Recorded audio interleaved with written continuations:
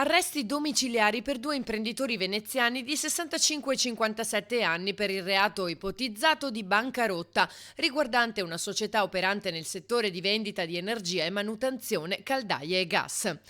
Secondo l'accusa, i due avevano accumulato debiti per 1.200.000.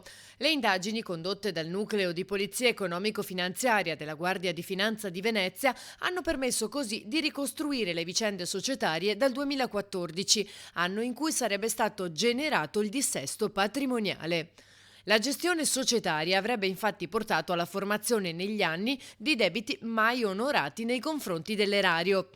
La misura cautelare è stata disposta perché i due imprenditori avrebbero proseguito l'attività economica attraverso due altre società, alle quali trasferire il pacchetto clienti-fornitori e riimpiegare parte dei dipendenti della società precedentemente fallita.